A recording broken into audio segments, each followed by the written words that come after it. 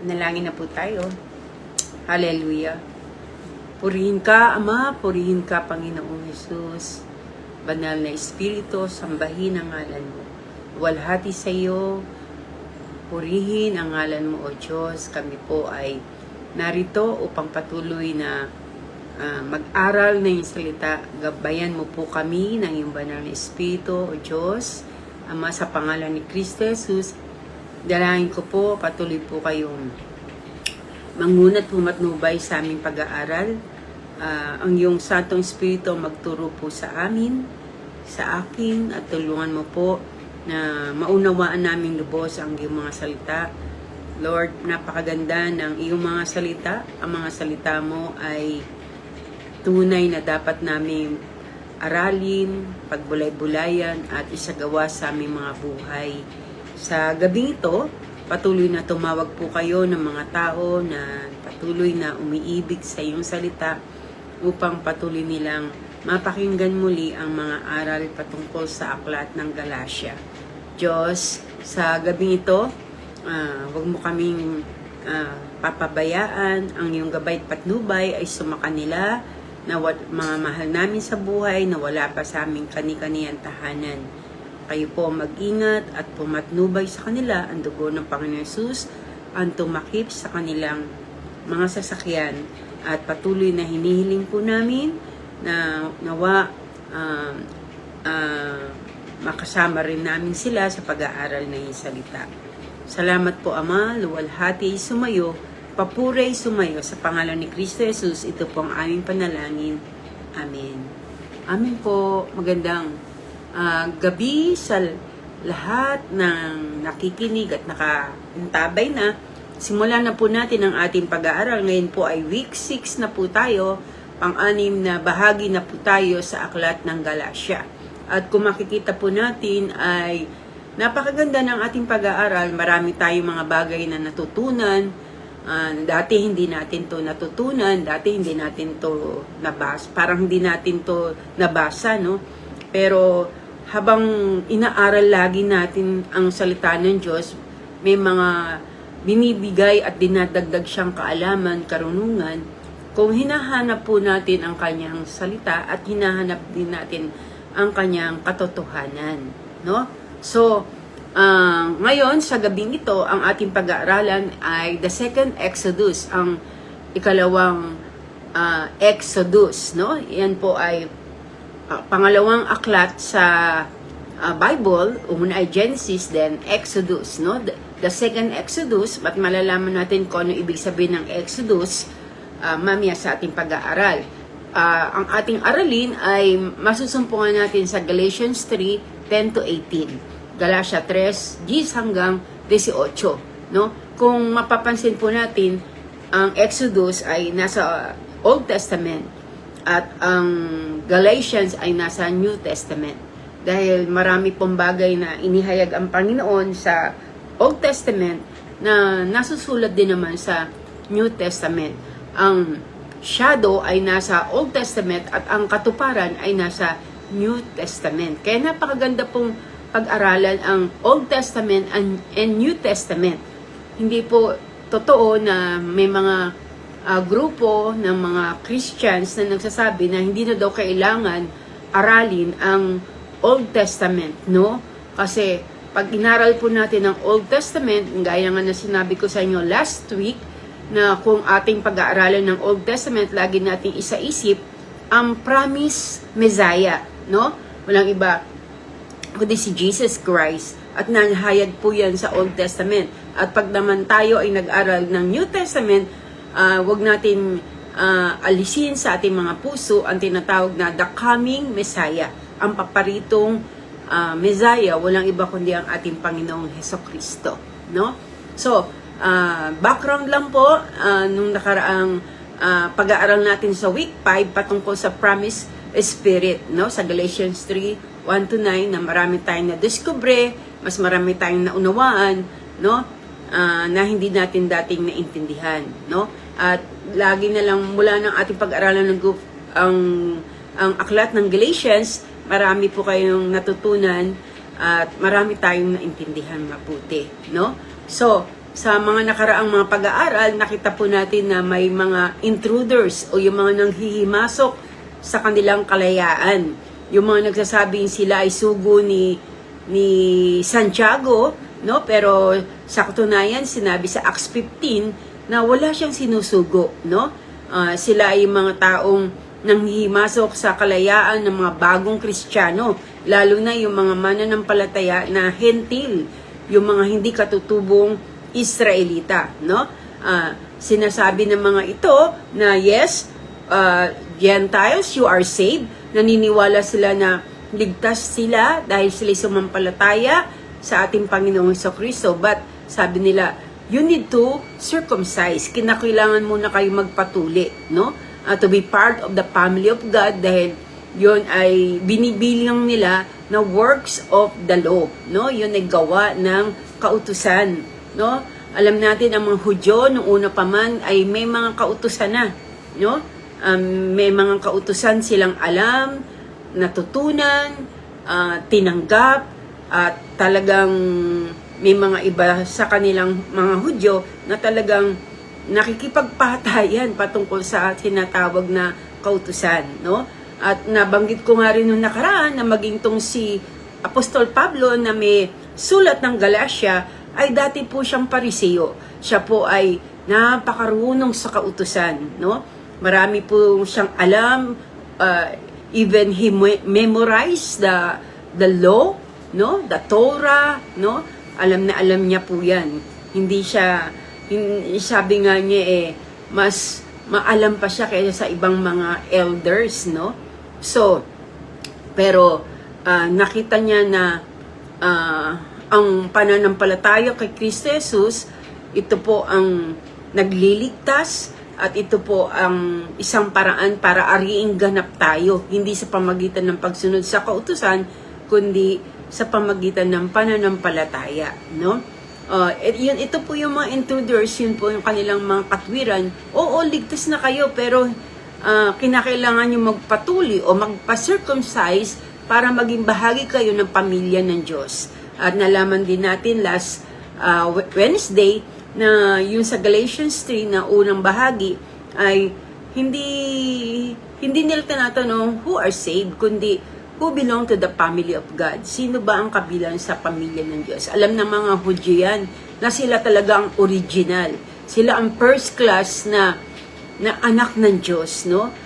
Kung maalala niyo yung babaeng Kananea na humihiling ng kagalingan sa kanyang anak, na ang sabi ng Panginoon, hindi pa pwede na ibigay ang tinapay sa aso, no? Kaya ang sabi ng Kananea, ang aso rin naman ay nanginginain ng mga mumo sa ilalim ng table, no?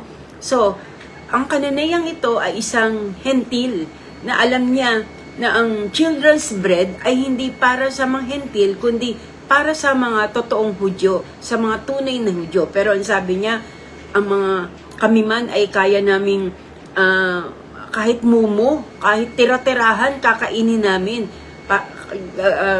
kukunin namin, no? So, dito namangha at ang Panginoon sa pananampalataya ng babaeng to, kaya tumanggap siya ng kagalingan para sa kanyang anak. Ganon din po, no? Tong mga, dahil nga yun ang kasulatan, yun ang law nila na bawal makipag-usap sa mga hentil kung sila'y Hudyo. Hindi ka pwedeng makipag-usap sa mga hentil, hindi ka pwedeng sumalo sa kanilang hapagkainan. So, itong mga Hudyo na ito, para pang, dahil bago-bago pa lang po na si Jesucristo ay namatay sa krus at nabuhay na muli, bago-bago pa lang po ang tinatawag na Kristyanismo, kaya hindi pala masyadong matapang ang ilan, no? Pero ang mga apostol ay matapang nilang binahagi ang katotohanan, ang salita ng Diyos. At ngayon, sinasabi ng mga intruders na ito, yung mga mapanghimasok sa kanilang pananampalataya, sa kanilang kalayaan, oo, ligtas kayo, mga hentil, but kinakailangan na ma-circumcise muna kayo. Ano pa yung inaano nila? Pinagpipilitan nila, oo, ligtas na nga kayo, pero we need 2 tables. Dapat 2 pa rin ang table. Yung table na ito, para sa amin to, sa mga Hudyo lang to. Yung table na yan, para sa inyo, sa inyong mga hentil. Hindi kayo pwedeng sumama sa kainan sa amin dahil kami ay mga Hudyo, kami ang original na anak ng Diyos, no? So, kaya nga kinorek ito ni Apostle Paul, no? Kinorek din niya si Peter, kinorek din niya ibang mga alagad at mga apostol noon na tila baga sila ay lumalakad na hindi naayon sa gospel ng ating Panginoon. So, doon nagsimula ang Book of Galatians, pero salamat sa Diyos dahil naayos na rin yung sigalot o yung confrontation ni Paul at ni Peter at naayos na rin ng mga leader ng mga apostle yung mga problemang ito. Sila ay nagkaroon ng isang desisyon na hindi na ang mga hentil ay hindi na dapat sumalalim pa sa tinatawag na kautusan pagsi-circumcise. At tinuro ni Apostol Pablo na ang kahalagahan ng pananiwala at sa pananampalataya kay Kristo Jesus sa Diyos, ito ang mag-aaring ganap sa bawat isang tao, Kristiyano man o hentil, no? So, yun na sabi ko sa inyo kanina na iniisip kasi ng mga Hudyo that they were the first class family of God, no? Sila ang pinaka first class na family of God at yung mga hentil lang ang second family o yung ikalawang family. Di ba, sa ating mundo, pag sinabing first class, sila yung legal at yung second class parang ano lang sila, adopted o kaya sila yung tinatawag na second family, yung naging kabit lang yung kanilang mga magulang o nanay, no? So, parang ganun ang tema, no? Pero salamat sa Diyos dahil sa Panginoon ng si Jesucristo ay mapako sa krus at mabuhay na muli. At ito yung pinangaral din ni Apostol Pablo na pagdating dito ng si Jesucristo ay na buhay na muli sa mga patay, na tayo po ay niligtas sa pamagitan ng ating Panginoong Jesucristo. Tayo sumasampalataya sa Kanya. Sabi niya, wala nang Hudyo, wala nang hentil, wala nang babae, wala nang lalaki, wala nang mahirap o mayaman, lahat ay patay-pantay at lahat ay na kikilala sa ating Panginoong Jesucristo bilang Kaniyang Panginoon at tagapagligtas at susunod sa ating Panginoon, sila ay aariing matuwid o anak ng Diyos, no? So, isang katotohanan na nalaman din natin sa Book of Galatians na faith in the Messiah and the indwelling Spirit are the new marks of the covenant people.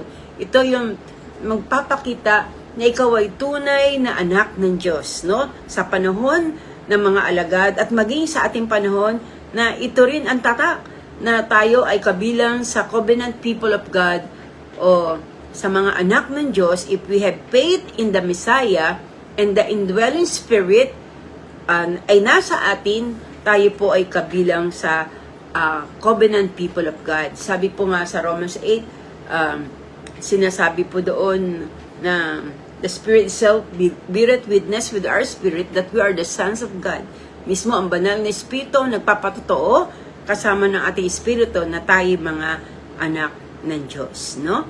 So, faith in the faithfulness of Messiah, ang pananampalataya sa katapatan ng ating Panginoong Jesucristo, ang naghatid sa atin sa tinatawag na second Exodus. Yung tinatawag na second Exodus. So, ito po ay inintroduce ni Paul, ni Apostle Paul, no? Kung mababasa natin yung buong Book of Galatians, siya po nag-introduce ng new Exodus or tinatawag na second Exodus, no? Na ito po yung ating pinag-aaralan. O bakit second Exodus? Dahil merong first Exodus o yung old Exodus, lumang Exodus. San makikita po yung old Exodus o yung first Exodus? Makikita po yan sa Exodus chapters 12 hanggang chapters 15. Basahin nyo na lang po yan bago kayo matulog. Diyan nga natin makikita yung first Exodus sa Exodus chapter 12 and chapter 15. Okay, no? Now, yung second Exodus na pinag-aaralan po natin o New Exodus, ito po yung konsepto. Ang konsepto nito, dito po natin makikita yung susi na mag-a-unlock, na magbubuka sa tinatawag na pagkaunawa, bakit nasulat ang gospel, no? So tandaan po natin 'yan. Dito sa second Exodus o New Exodus, ito po ang susi para mabuksan yung pagkaintindi at pagkaunawa sa kung bakit po nasulat ang gospel o yung mabuting balita. Bakit nasulat ang mabuting balita? So, kung babalik po tayo back forward, kung babalik po tayo sa nakaraan, at babalikan po natin Exodus in Old Testament, ano po ba yung istorya nito? Alam na siguro po natin. Una, ang mga Israelita ay nahantong sa tinatawag na Egyptian bondage. Bakit sila napunta sa Egypt? Hindi sila napunta doon dahil sa kasalanan, kundi alam natin na bago pa man dumating yung bagay na ito, may covenant ang ating Diyos kay Abraham, no? Alam natin yan sa Genesis 15, na pag-aralan din natin last Wednesday. At siguro basahin nyo lang po yung Genesis 15, makikita po natin dito yung covenant ng Lord kay Abraham, no? Si Abraham ay pinangakuan ng Panginoon na siya, na sa lahi niya magmumula, no? Sa lahi, pararamihin ng kanyang lahi, na sinabi niya nga doon sa Genesis 15, tingnan mo ang mga bituin sa langit, nabibilang mo ba yan?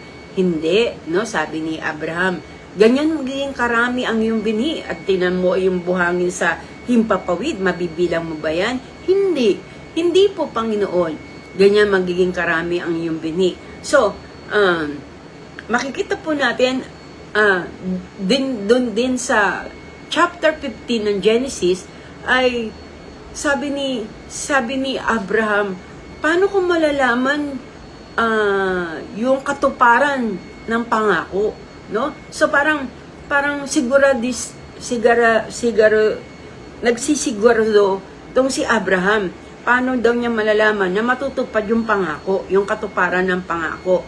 So, kaya nga, alam natin nung unang panahon, pag may mga covenant sila, may mga pangako sila, meron silang mga kasulatan, may mga bagay na ginagawa sila para mapatunayan na totoo talaga yung kanilang damdamin o yung puso patungkol sa kanilang ginagawang covenant. So, alam natin yan, no? So, ito po yung kasaysayan na basahin niya lang Genesis 15, na kung saan ang noong unang panahon, pag sila may covenant, ang nangyayari po, nagpapatay sila ng mga hayop, no? Nabanggit ko na yan last Wednesday.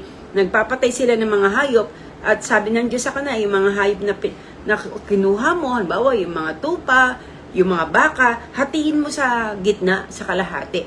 Ayun, tapos pinagpatong-patong po nila yon, at tapos lalakaran po nila yon habang inuusal nila yung kanilang mga pangako sa isa't isa, no? At dahil sa napakalaki, maraming ginawa nakuhang hayop itong si Abraham, parang bandang huli napagod siya. At nang siya napagod ay nakatulog siya. Kaya ang gumawa na lang ng tinatawag na pangako, yung covenant na iyon para maging selyado, ang ginawa na lang ng Lord, siya na lang ang naglakad doon sa mga hayop na pinatay, habang ang pangako ay sinasabi ng Panginoon. So, ibig sabihin, hindi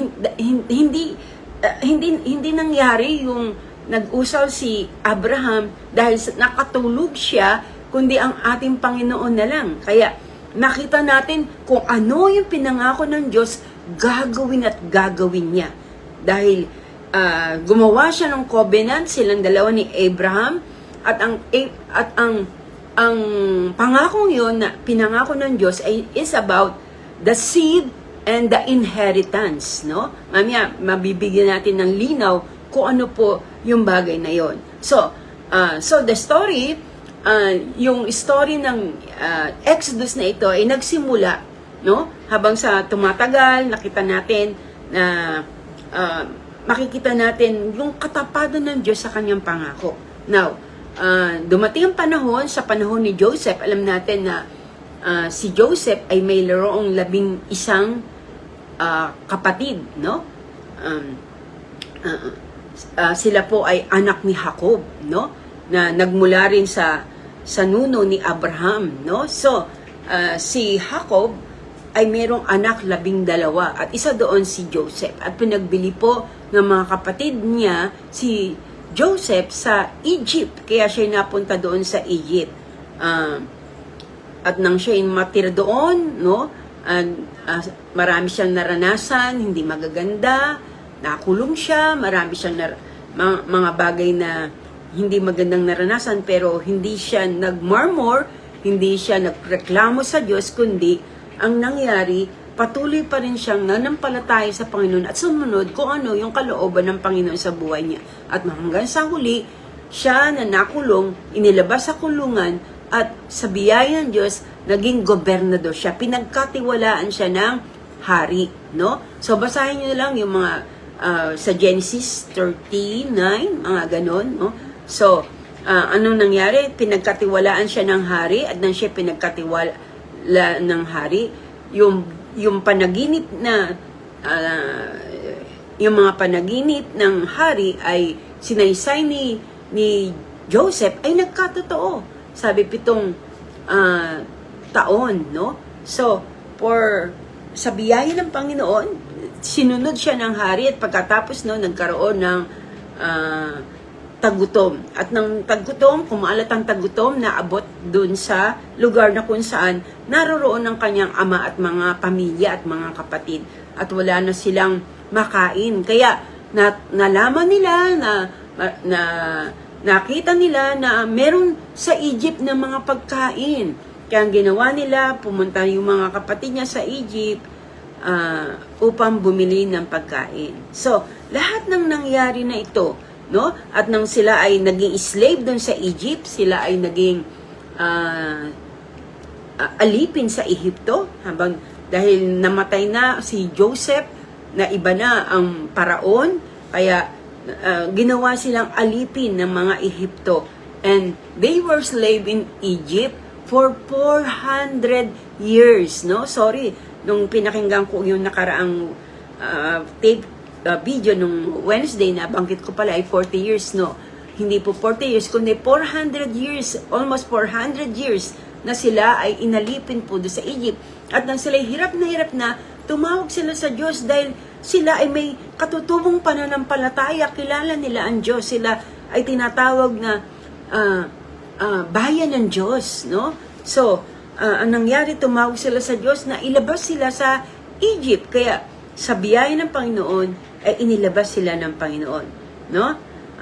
Sa Genesis 15, makikita po natin doon kung papaano na pinangako sa kanila ng Diyos, nakasulat po doon, pati yung ilang taon silang mapupunta sa pagkaalipin, no? Nakalagay po doon how many years silang maaalipin ng lupaing Ehipto na kanilang tinitirhan, no? Pero hindi pa nangyayari yun, ano? Hindi pa nangyayari, pero hinula na ng Panginoon. Hindi pa pinapanganak si Jose, ay nangyari na yun, o yung bagay na yun, o bata pa lang si Jose, ay nangyari na yung bagay na yun, yung hula na yun. At yung huling plague, o ang tawag sa plague, Tagalog, yung pinakahuling plague na sinabi ng Diyos na kung hindi pa nila palalayain ang mga Israel, sabi niyang Panginoon, ay papatayin lahat ng kanilang mga panganay, no? So, kaya ang sabi, yung mga pintuan ninyo, sabi ng Diyos sa kanila, hindi yan, lalampasin niya ng angel of death, pero magpatay kayo ng lamb, yung dugo niya, ipahid nyo sa dalawang gilid ng pinto at sa itaas ng pinto, no? Yung dugo ng lamb. So, kung titingnan nyo, sabi ko nga sa inyo, kung magbabasa kayo ng Bible, isipin nyo o ilagay nyo sa puso yung dahil ang Old Testament ay nagsasabi ng patungkol sa promised Messiah, no? Dahil sa dugo na yon, naligtas sila, no? Hindi sila dinaanan ng angel of death, kundi lahat na lang ng mga panganay ng mga Ehipsyo, pati mga batang panganay o anak na panganay, maging mga hayop na panganay ay nangamatay, no?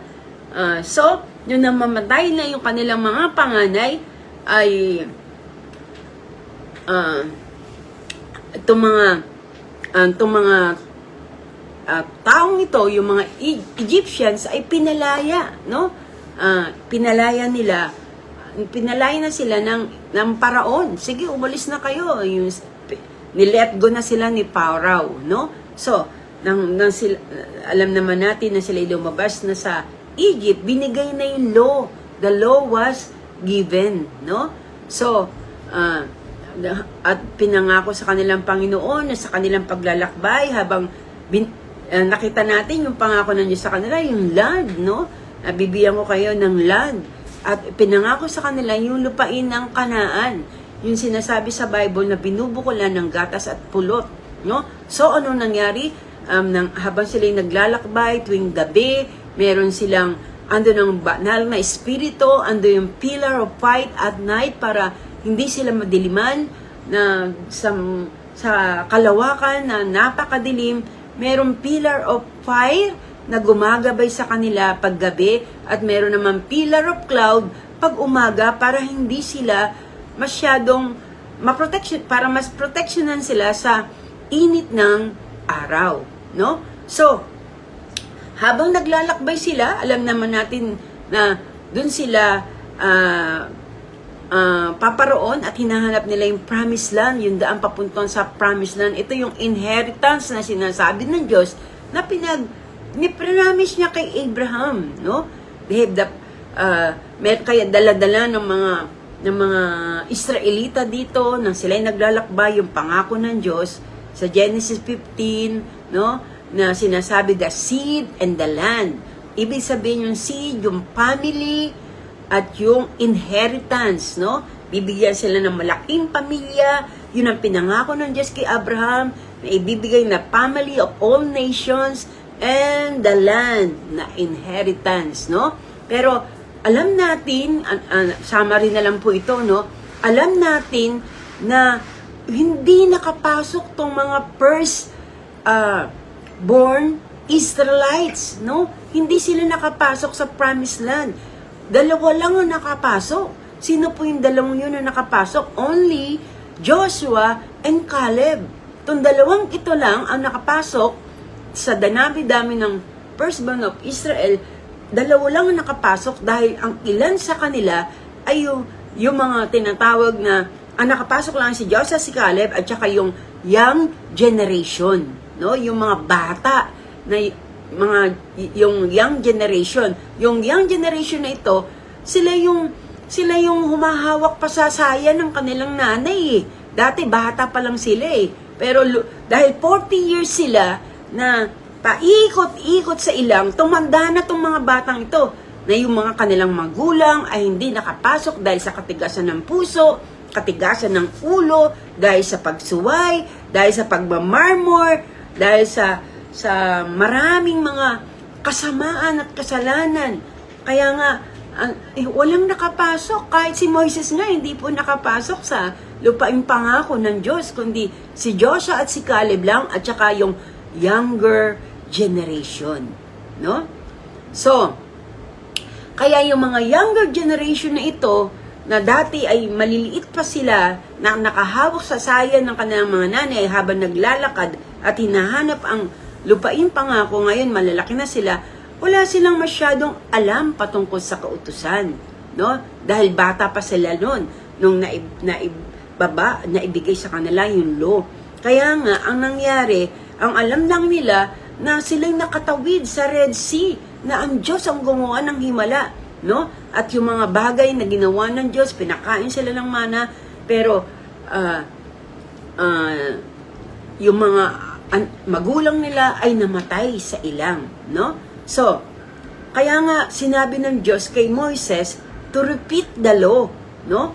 Yan po ang sinasabi, kaya mababasa natin yan sa Book of Deuteronomy. Alam natin yung kasama yan sa 5 books of Moises: Genesis, Exodus, Leviticus, Numbers, Deuteronomy. Pinakahuling aklat po ni Moises, Deuteronomy. Ang naibig sabihin ng Deuteronomy ay repetition of law. Repetition of the law.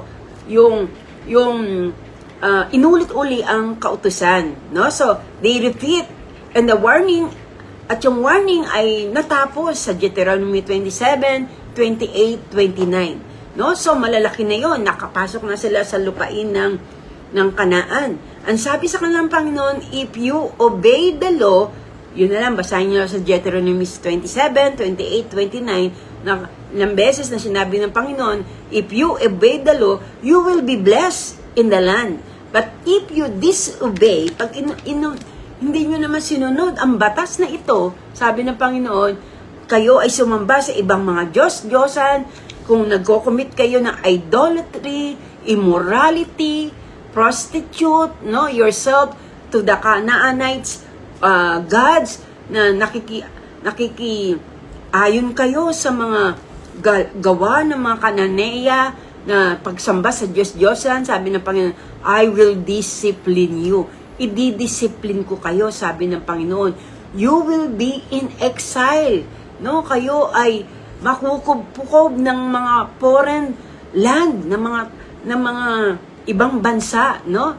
So, doon pa lang, binanggit ng Diyos sa kanila na if you rebel and sin, kung kayo magrebelde sa akin at kayo ay magkasalang paulit-pulit, you will find yourself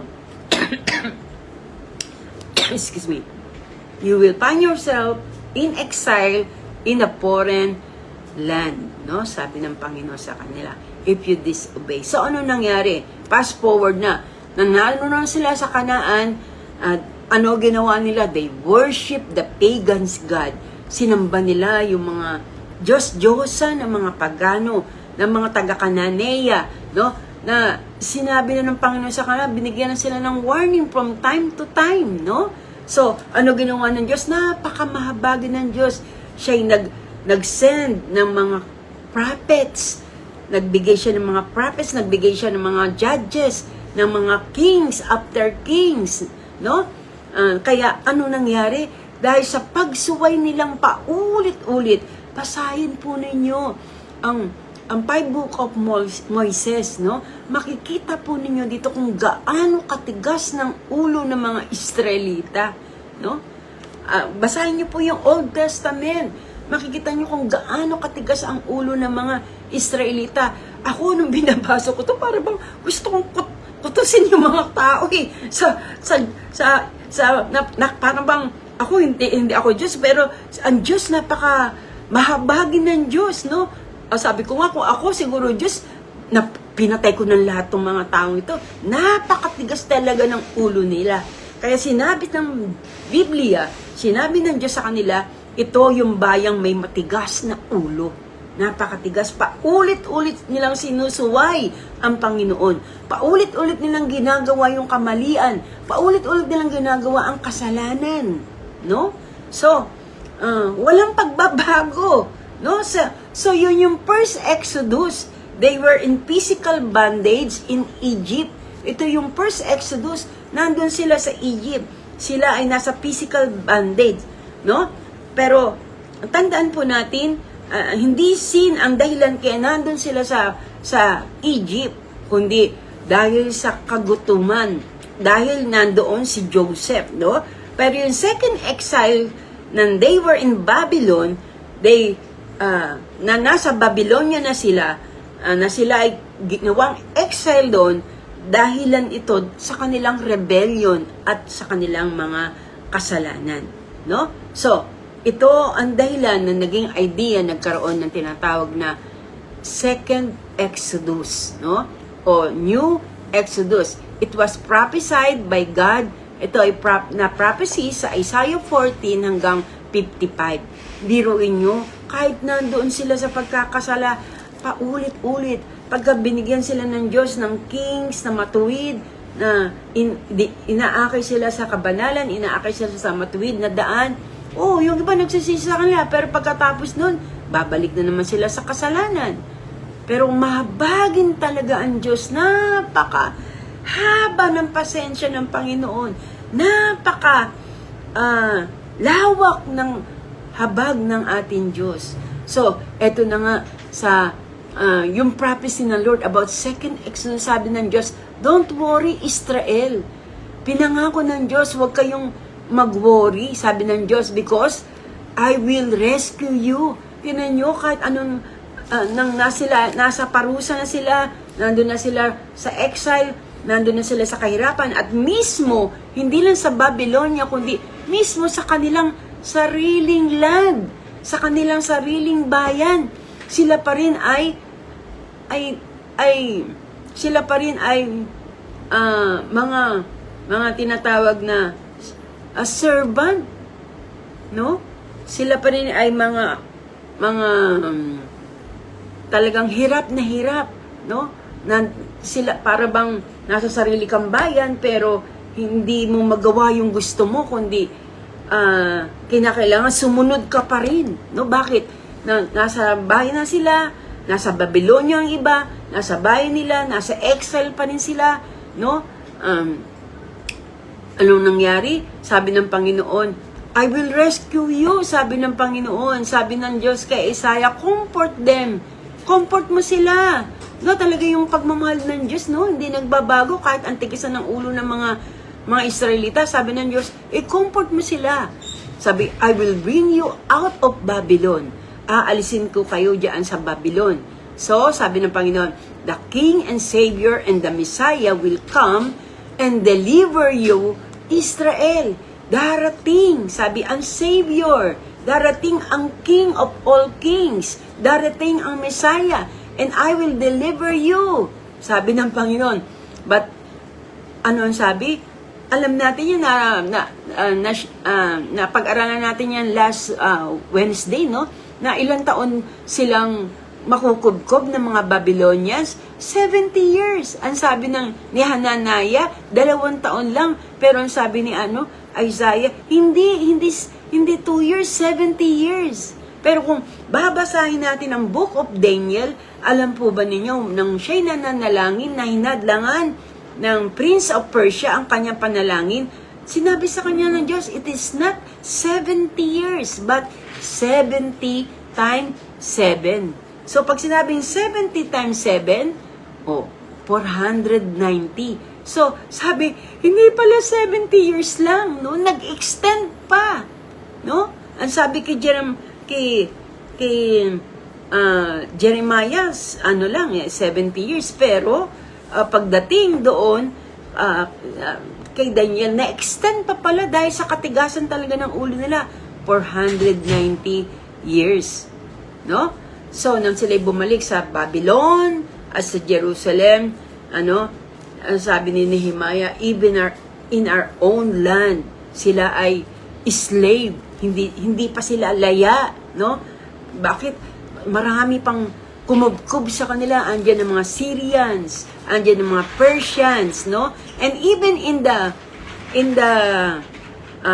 sa time ng ating Panginoong Jesus, sa panahon ng ating Panginoong Jesucristo, alam natin yan, na maging ating Panginoong Jesus, nakita yan, naranasan niya ng Panginoon, na ang mga Jerusalem, na ang Israel ay nasa ilalim ng Roman Empire. Di po ba? No? Hindi pa sila laya. So, now, yung Bible scholar at saka yung mga rabbi, nag-compute sila ng 70 years, no? Na hindi pa talaga enough, merong extension na nangyari. So, 70 times 7 equals 490 years in total, no? And when they compute it, nang kinompute nila ito, na yung 490 years, it is the exact time when Jesus Christ was born. So, tama nga yung sinasabi ng Panginoon, I will rescue you. Ang sabi niya kay Isaiah, comfort them, dahil bibigyan ko sila ng isang hari, no? Isang Messiah, isang Savior, no? So, Kaya nga, ang nangyari, yung promise na New Exodus or Second Exodus is nangyari na si Jesucristo ay isilang na muli. Now, ang tanong, hindi na, excuse me, hindi na nasa physical bondage kasi nung first Exodus, nasa physical bondage sila eh. Pero, hindi na physical bondage, kundi bondage of sin and death. No? Bondage of sin and death. No?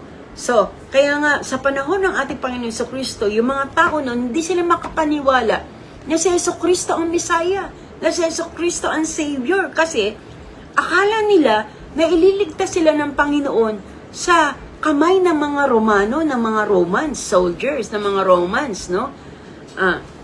Akala nila may panibagong Moises na darating. Akala nila ang tagapagligtas nila ay may corona na nakasakay sa magandang kabayo. Pero sinabi ng Panginoon Jesus na siya'y nandito sa lupa, na siya'y nagpipreach, sabi niya, ang kanyang kaharian ay hindi dito sa sanglibutan. Diba? Nabasa natin yan na laging ilang beses na inulit ng Panginoon, this is not my kingdom, na ang kanyang kaharian ay hindi dito sa mundong ito. No? So, hindi yung tinatawag na physical deliverance. Hindi na yun. Hindi na kagaya ng first Exodus. Hindi na yung physical deliverance. Alam ng Diyos yan na kahit ang mga Israelita noon sa first Exodus, kahit wala na sila sa Egypt, nasa puso pa rin nila ang Egypt. No? 'Di ba? Kaya nga sinisigaw nila sa ilang, Moises, kaya mo ba kami dinala dito sa ilang para mamatay? No? Wala na ang pipino, wala na ang mga melon, wala na mga sibuyas. Ang isip pa rin nila ay doon sa Egypt. Why? Kasi 400 years silang nanirahan doon eh. At nang nilabas sila ng Diyos, tinesting lang sila ng Diyos bago dumating doon sa lupaing pangako. No? Pero ang iba sa kanila, ang marami sa kanila hindi nakapasok sa lupaing pangako ng Diyos. Bakit? At nakita ng Diyos yun, the most difficult was not bringing them out in Egypt. Hindi, no? Ito, hindi mahirap na alisin sila sa Ehipto. Anong mahirap? But getting Egypt out of Israel.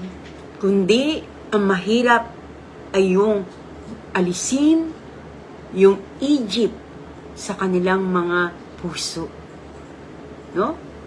Sa kanilang mga isipan. Dahil masyado silang na-impluensyahan ng mga Ehipto. No? Kaya kahit nasa wilderness sila, sinasabi nila kay Moises paulit-ulit, ibalik mo kami sa Ehipto. Pero bakit sila nanghihiling ibalik? Pinalayan na sila ng Diyos sa pagkaalipin.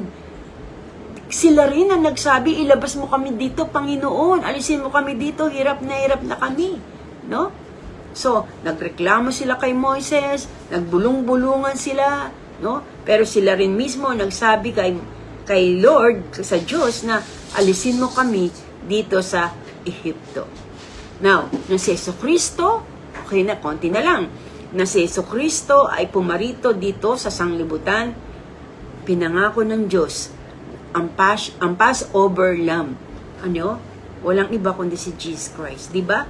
Para yung Passover Lamb, Passover noon na merong dugo na naglagay sila sa dalawang gilid ng pinto at sa taas para hindi sila maapektuhan, no, ng kamatayan, no?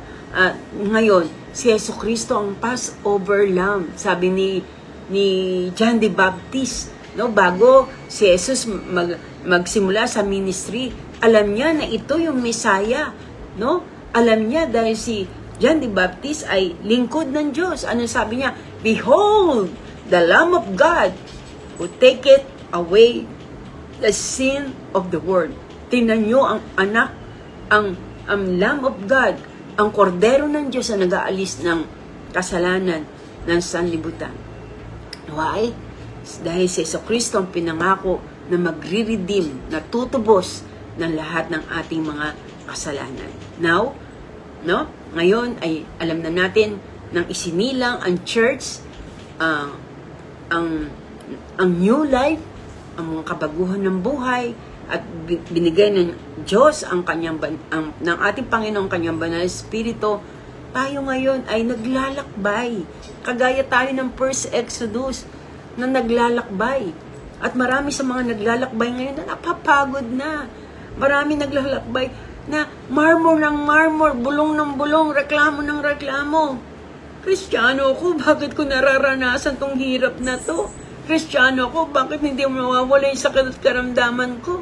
No? So, tandaan nyo, sabi ng Panginoon, pangako niya na sa bawat isa sa atin na patuloy na sumasampalataya sa Kanya, nagtitiwala sa Kanya, no? Nagtitiwala sa Kanya, tandaan natin na tayo niligtas ng Panginoon sa krus, sa pamagitan ng pagkapako niya sa krus at pagkabuhay na muli, no?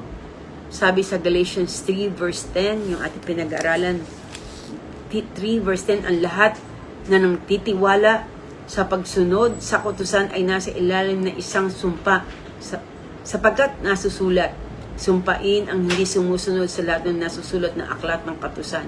So, kung tayo daw po ay nagtitiwala sa pagsunod sa kautusan, nasa ilalim pa tayo ng sumpa. If you do not do what the law says, curse is you, Israel. No? Kung hindi mo sinusunod ang lahat na nakasulat sa kautusan, magiging sumpa ka, sabi ng Diyos. No? Kasi, ano po ang sinasabi sa Biblia, sa Book of James, ni Santiago? If you break one, you violated all. No? Ganun kasi sa kautusan. Pagka ang isa, halimbawa 10 kautusan, ang isa doon ay, halimbawa 9 lang nasunod mo, at isa lang ang hindi mo nasunod, lahat yun, hindi mo pa rin nasunod. No?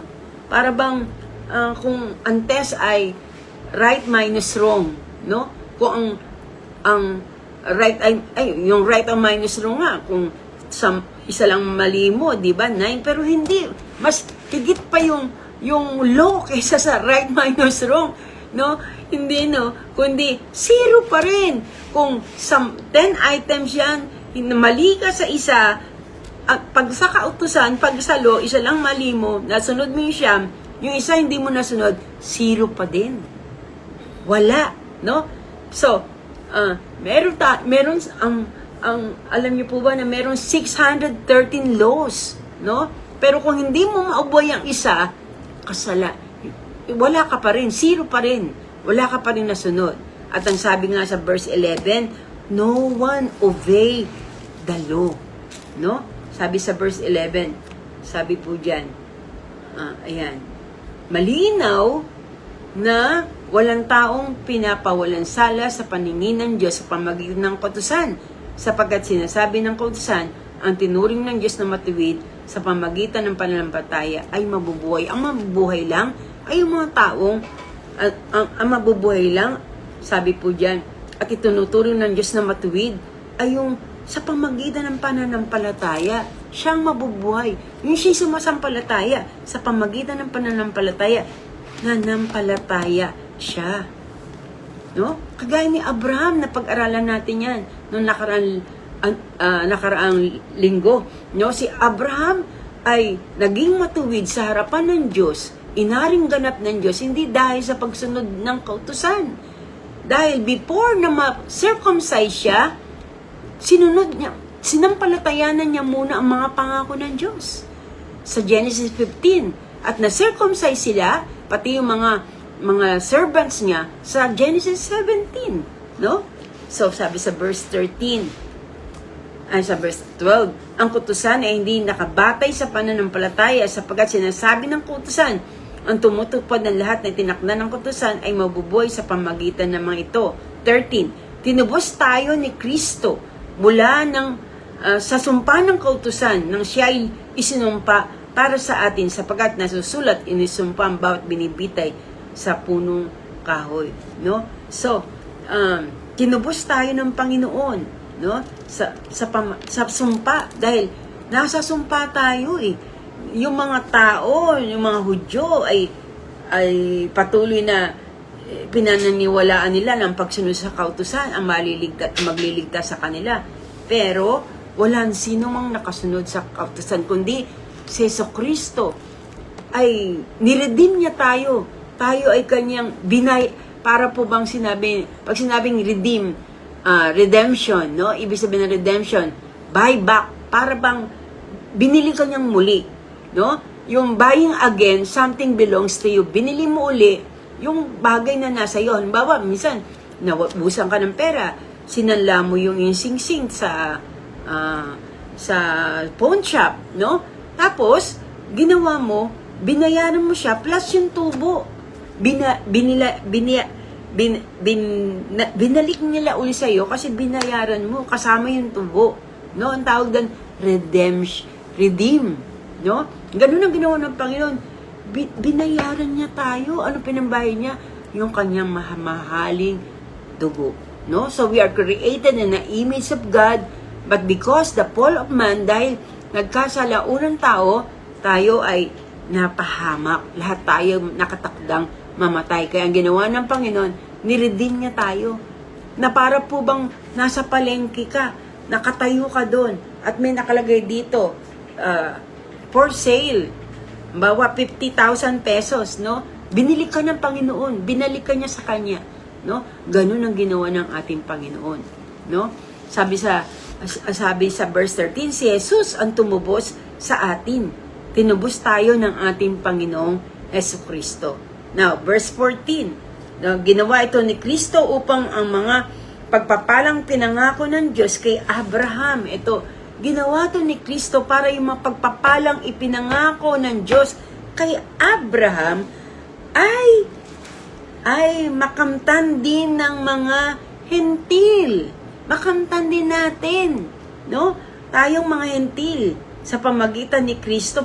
Bakit nagkaroon tayo? Bakit nakababilang tayo? Hindi naman tayo lahi ni Abraham. Pero sabi, binayaran to dahil kay Kristo Jesus na nakamtan natin ang bagay nito sa pamagitan ni Kristo Jesus at sa pamagitan ng pananalig ay matanggap natin ang Espiritong ipinangako ng Diyos. So, sa pamagitan ng pananalig sa Kanya, no? So, verse 15, mga kapatid, narito ang isang pangkaraniwang halimbawa. Kapag naglagdaan na ang kasunduan, hindi na ito mapapawalang saysay, ni mararagdagan nga. Tama, di ba? Pagka tayo may pinirmahang kontrata, may pinirmahang kasulatan, hindi na to mababago pa. Hindi na to mararagdagan. Sabi sa verse 16, ngayon, nangako ang Diyos kay Abraham at sa kanyang supling, no? Nangako ang Diyos kay Abraham at sa kanyang supling, no? Alam po ba ninyo, yung law ay pinagkaloob sa kanya, sabi dito, hindi sinasabing sa kanyang mga supling, kundi ang tinutukoy, hindi tinutukoy ay marami, kundi at sa iyong supling na isang tinutukoy na ito'y si Kristo, no? Ito ay si Kristo yung supling. Ito yung sinasabi ko sa inyo na seed, hindi seeds, hindi offsprings, kundi offspring. Isa lang. Ito ay si Jesu Kristo, no? Sabi sa verse, ibig sabihin ng ating Panginoon dito, yung promise na binigay kay Abraham, no? Hindi na to mababago pa. Kahit dumating si Moises, no? Kahit na alam natin na nauna si Abraham kay Moises, no? So, hindi na to mababago yung promise kay Abraham kahit dumating si Moises. So, sa verse 17, itong ibig kong sabihin, pinagtibay ng Diyos ang isang kasunduan at pinangako niyang tutuparin to ang kasunduang iyon at ang mga pangako ng Diyos ay hindi mapapawalan saysay ng kasunduan na dumating pagkaraan ng 430 taon. So, ibig sabihin yan, 430 years later, yung law ay binigay. So, ibig sabihin, nauna si Abraham eh, no? After that, 430 years pa ang lumipas, no? So, saka sila nandoon sa bondage, napunta sa Ehipto, napunta sa bondage, pero yung pangako ng Diyos kay Abraham ay hindi magbabago. So, nauna ang promise kay Abraham bago pa dumating ang law. Ano yung promise kay Abraham? The seed, yung binhi, no? At yung inheritance, ibig sabihin ng seed, family, at yung land, no? Ito ay pinangako ng Diyos kay Abraham. Kaya, tinupad ng Panginoon. Sabi ko nga sa Genesis 15, nandun yung nagkaroon sila ng covenant ni Abraham, no? So we are now new Israelite. Tayo mga Kristiyano, tayo ay mga bagong Israelita. We must follow Christ. Dapat lang tayong sumunod sa ating Panginoon sa Kristo. Dahil si Kristo ang katuparan, no? Siyang ang nag-redeem sa bawat isa sa atin. Siya ang nagbayad ng lahat ng ating mga kasalanan. Dapat lang na sumunod tayo sa ating Panginoon. Huwag na tayong bumalik pa sa spiritual Egypt, sa kasalanan, no? So, kung sasama rin natin yung sinasabi ni Apostol Pablo, ibig niya sabihin, in Christ's death and resurrection, God promised the new Exodus. Pinramis niya itong second Exodus para sa kanyang lahat ng mga anak, no? Gaya tayo ng first Exodus na napaka reklamador, tayo'y makasalanan, matitigas ang ulo, pero inalis na tayo ng Diyos dyan. Pero tayo, sabi ng Panginoon, sumunog tayo sa Kanya. Set your minds on the thing above. No? Tayo pinalaya na ng ating Panginoon. Huwag na tayong bumalik pa sa kasalanan. Huwag na tayong bumalik pa sa old sin o sa Egypt, no? Yung old life. Dahil binili na tayo ng ating Panginoon Jesus sa kanyang makapangyarihang dugo o sa precious blood ng ating Panginoon. So, mag-decide tayo bilang new Exodus o tayo ay second Exodus, mag-decide na tayo na lumakad na kasama ng Diyos. Jesus set us free, therefore, we must live a new life for the glory of God. Dedicate our life to Jesus, no? Because He is our Redeemer.